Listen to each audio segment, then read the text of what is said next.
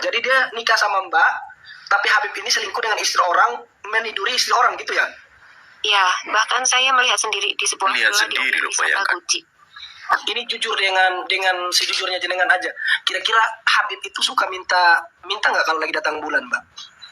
Pernah? Lagi datang bulan? Ya.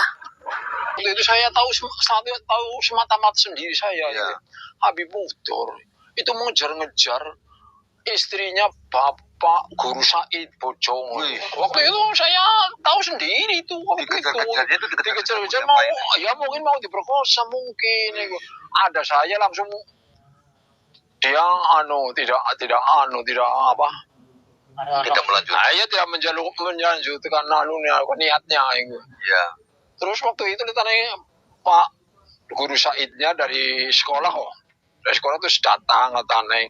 Nah sama tadi ngobrol-ngobrol sama saya sama Habib Mukhtar itu, tadi dijak makan bersama sama saya itu Pak anunya sapanya Guru Saidnya itu Suaminya itu. Iya kalau nggak ada saya ya mungkin terjadi kalau nggak saya waktu itu kalau nggak ada saya itu waktu terjadinya ada apa sih jerit-jerit itu Sawah itu di mana ngempet?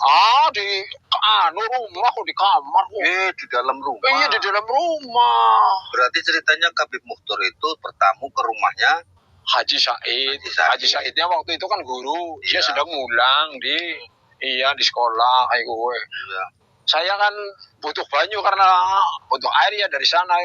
Terus Iya, ledang. iya waktu itu saya menjaga air. Lewat depan Tahu rumahnya. sendiri, depan rumahnya malah di sebelah timurnya rumahnya itu Pak Haji Said. Iya. Itu ada apa sih orang jerit-jerit kayak kayaknya kayak gue. Dia mereka juga lagi ngejar-ngejar gue bojone Haji Said. Dalam rumah. Dalam rumah. Dikejar sampai kamar. Masuk ke kamar diutuk ke kamar. Masuk mana diutuk mungkin. Ya mana apa sih gue nyung itu sangat ngelogok ke jendela. Anak nyung letan orang sida gue. Terus si Habib Ya, Mukhtarnya mungkin. kemana itu? Keluar rumah. Ya lah taneng orang melanjutkan anunya niatnya nggak melanjutkan taneng karena sudah ada saya waktu itu taneng Konangan orang. iya konangan nggak melanjutkan itu waktu itu Malah. dua pengalaman saya itu waktu itu Habib begitu Habib sebenarnya kayak kalau kunane kayak gue jadi Habib itu kan Kelakuannya bener ya. Kayak kelakuannya kayak ya gue. Sudah pernah lapor di mana masalah ini? Saya lemah bang. Saya nggak punya dana untuk melaporkan karena untuk melapor juga perlu dana bang. Jadi kasus yang saya alami ini pernah. Saya dapat kabar memang insya Allah minggu-minggu ini saya ke desa di Jakarta, nanti saya hubungi. Kalau enggak besok subuh saya teleponin, saya telepon orang podcast. Mereka bersedia apa enggak? Ini teman-teman ya, ini saya sampaikan sekali lagi kepada panjenengan semuanya yang pernah menjadi korban semacam ini, baik itu korbannya si Habib atau korban dari oknum-oknum yang mengaku sebagai tokoh-tokoh agama, ya kalian bisa melapor kepada Yakuza. Ini saya sertakan ya, karena Arnius ini salah satu dari posko pengaduan ke Yakuza. Satu yang penting ya, syaratnya kalian benar-benar harus niat untuk membongkar semuanya ya, ada itikat kuat ya, dan tidak dikenakan biaya sama sekali. Jadi klien daripada Yakuza itu tidak dikenakan biaya, tidak diminta ini, tidak diminta ini itu, dan juga di backup secara keseluruhan sampai masalah itu benar-benar tuntas. Jadi kalian dapatkan istilahnya pengamanan atau apalah ya. Jadi ada pendampingan dari pihak Yakuza Maneges, karena Yakuza Maneges di mana Gus Tuba sendiri tujuannya memang membantu orang-orang kecil, orang-orang yang lemah, yang menjadi korban tindakan-tindakan yang tidak pas, apalagi mengatasnamakan tokoh agama. Oke, kita lanjutkan ya teman-teman. Assalamualaikum Mbak. Waalaikumsalam. Selamat malam semuanya. Selamat malam juga. Ya. Mbak, bagaimana sih ceritanya Mbak? Maksudnya saya kurang paham. Katanya Mbak dinikahi Habib, tapi hantam istri orang. Maksudnya gimana? jadi Kebib yang menikahi saya itu berselingkuh dengan istri orang sampai menggauli, bahkan pernah sampai di sidang desa. Di sidang di mana, Mbak? Di desa tempat tinggal si perempuan ini. Cuman waktu itu bendera mereka Desa mana masih itu, Mbak? Desa mana itu? Desa Tegal. Oh, di Salah satu Tegal. desa di Tegal, ya. Oke. Jadi dia nikah sama Mbak, tapi Habib ini selingkuh dengan istri orang, meniduri istri orang gitu ya? Ya, bahkan saya melihat sendiri di sebuah Melihat villa sendiri di loh, Wisata bayangkan. Guci. Oh. Terus Mbaknya sekarang masih sama Habib? Tidak. Saya sudah tidak lagi. Tidak lagi. Saya mantan istrinya. Mantan sudah Nah, tinggalkan, sudah punya anak 2. bagaimana lihat sendiri? Ini ada yang bertanya, Mbak. Bagaimana lihat sendiri katanya? Mbak datang ke Mereka tempat sedang- penginapan mereka, bagaimana? Ya, saya datang ke tempat penginapan yang mereka ada di situ, diantar oleh temannya si perempuan ini. Diantar Oke. teman si perempuan ini. Dan saya dapati mereka tidak sedang memakai busana layak tayang. Keren. Turunan Rasulullah keren. Namanya Habib itu Al-Haddad katanya. Mbak Abud, Mbak Abud. Mbak itu dinikah mut'ah atau dinikah sah Siri. secara pemerintah? Siri. Nikah siri ya. Mut'ah dengan siri itu apa sih bedanya teman-teman kalau nikah Sama mut'ah? aja. Sama aja ya? Sama-sama sembunyi. Ya, karena mereka itu nggak memiliki identitas KTP-nya itu banyak kayak gitu. Ada beberapa KTP. Mbak Menul, itu siapa tadi? Mbak Abud itu surat nggak? Saya tidak berkenan menjawab karena saya belum melihat yang tidak disunat. Kalau ada mau menyepilkan yang belum disunat, saya bisa jawab. Ya kan, menurut informasi teman-teman tuh Ya. bilangnya Habib jarang yang sunat. Jarang ada yang sunat. Kalau ditanya mandi apa enggak, saya jawab mereka jarang. Nah, Tadi ada typingan dari Laksamana Maida. Kebibnya anak desa Talang, Kabupaten Tegal ya, Mbak? Iya, betul sekali. Daerahnya di situ ya? Ya, desa asal tempat tinggalnya di situ. Kalau tempat tinggalnya itu Tegal Selatan. Sekitar objek wisata Tetap Guci aja lah, Mbak jauh Menul dari ini situ. anaknya cewek-cewek, makanya nggak diakui. Ya, betul sekali. kayak zaman jahiliyah kan, kalau cewek-cewek nggak diakui ya kan, dulu gitu zaman jahiliyah kan, yang cowok kalau cewek langsung dikubur gitu, kalau cowok enggak, kalau cowok diakui jadi penerus mereka. Ini mirip dengan zaman jahiliyah. Anakmu sekarang sama Habib atau sama mbaknya? Tidak. Si Kebib ini kan menolak mereka karena mereka perempuan. Sudah di dalam perut tuh dia bilang kalau perempuan saya tinggal, kalau lahir perempuan saya tinggal, begitu. Ajaran siapa sih ini teman-teman? Masa sih? Ya karena si Kebib ini kan bilangnya kalau perempuan itu nggak bisa jadi penerus marga mereka kan. Kalian ingat video ini nggak teman-teman? Ada seorang Habib, anaknya dia tinggal 20 tahun yang ini. Kalau perlu telepon Robito sekarang, Robito Matapuan, Robito Banjarmasin. Oh, ya. Telepon sekarang, saya sudah bawa buktinya. Saya bawa buktinya nih. Ini buku diari almarhum mama Turunan saya. Habib kayak gini. Bacakan. Mau saya bacakan buku diari almarhum mama saya. 2002 akhir, mama saya ditinggal di Banjarbaru di daerah Kelapa Gading.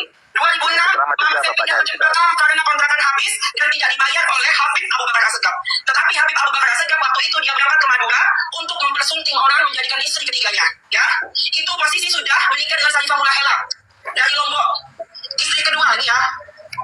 Tapi dia nikah lagi sama orang. Terus di tahun 2007 dia ke Kandangan, dia nikah lagi sama orang. Dan saya ditinggalkan. Mama saya ditinggalkan dengan 3 orang anak. Ya sangat nggak kaget sekali. Kalau dengar berita kayak gitu, udah nggak kaget. Di sini banyak sekali korban-korban seperti saya.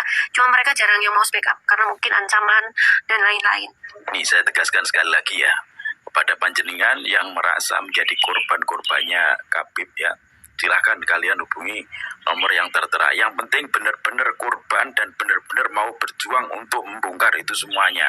Ya, ada bukti, ada saksinya, nanti akan dibimbing. Yang penting korbannya berani beneran bersuara, berani beneran untuk membongkar. Sama kayak si Aldo itu, makanya Babe Aldo kalau dia berani saya tantang dia kan, kalau saya salah dengan tuduhan saya, dia, tapi Aldo ini, si Aldo lah ya, dia pernah nikah siri dengan perempuan di Kalimantan. Itu wanita tadi itu bercadar teman-teman, nikah dengan Babi Aldo beberapa minggu atau beberapa bulan gitu, dia ceraikan, habis mandi sampah dibuang. Dia ceraikan, terus perempuan ini chat sama saya, katanya saya dinikahi cuma hanya beberapa minggu kok, beberapa bulan katanya, terus saya diceraikan, terus dia pindah ke Jawa. Ternyata ada korbannya lagi di Malang. Tapi wanita itu tidak mau speak up tentang kelakuannya si Aldo. Makanya saya berkora-kora, kalau memang Aldo menganggap saya berbohong, saya akan datangkan perempuan itu di sidang. Lapori saya. Jadi itu ya. Naik banget deh. Saudara-saudaraku, Assalamualaikum warahmatullahi wabarakatuh. Waalaikumsalam warahmatullahi wabarakatuh. Assalamualaikum Pak. Saya dari Subang, Jawa Barat. Oh, Subang. Kirain berapa? Apa bang? Dari Subang, Jawa Barat. Oke. Aku mau nanya sedikit lagi Mbak Min. Ini agak keluar dari pembahasan kita ya. Agak keluar. Ini agak sensitif kayaknya. Tapi kalau mau dijawab silakan. Kalau tidak mau dijawab juga nggak apa-apa. Siap. Ini jujur dengan sejujurnya jenengan aja. Kira-kira Habib itu suka minta nggak kalau lagi datang bulan, Mbak? Pernah. Lagi datang bulan? Ya, Serius, Mbak? serius. Jenengan berani bersumpah? Ya, pernah. Maksudnya berani bersumpah dengan omongan Berani ini? bersumpah, pernah. Pernah saya digauli dalam posisi haid, pernah. Nah, terus yang kedua, mereka pernah, mohon maaf ya, mau dijawab silakan, tidak juga nggak apa-apa. Pernah dimintain dari belakang nggak? Pernah. Tapi saya nggak mau, karena saya nggak kuat. Sakitnya luar biasa. Tapi mbaknya ini kayaknya harus di-podcastin deh. Kayaknya kita podcastin lah. Tunggu saya chat dulu ya. Mumpung saya masih ada di Sumatera. Ini ya teman-teman, kalau cuma di podcast itu nggak menyelesaikan masalah. Pernah kan ada yang korbannya Bahar pada waktu itu pernah di podcast di salah satu podcast yang lumayan besar punya Dr. Richard Lee itu kan tidak juga menyelesaikan masalah kan sampai sekarang tuh nggak ada ketuntasan gitu loh.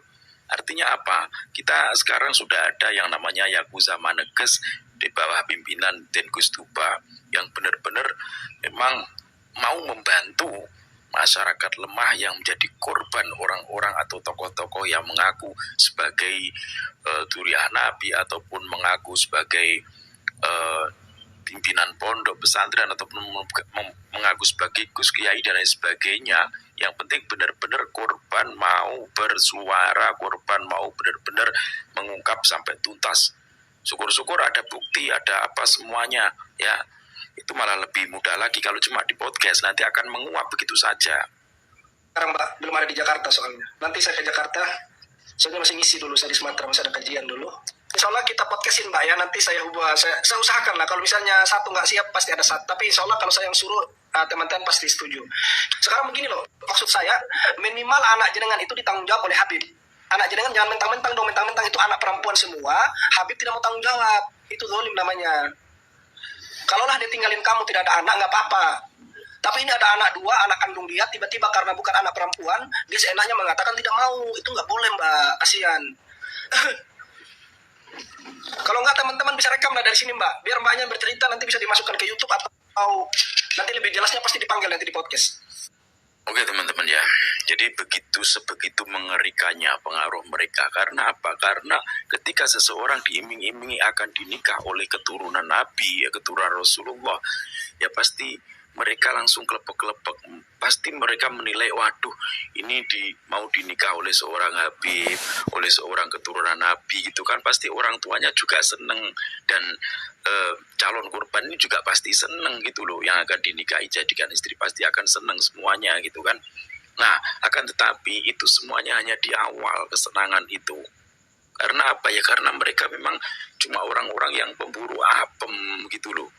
Jadi ini sadarlah pribumi Nusantara, sadarlah kalian para sukibin sebelum anak-anak kalian pun jadi korban mereka.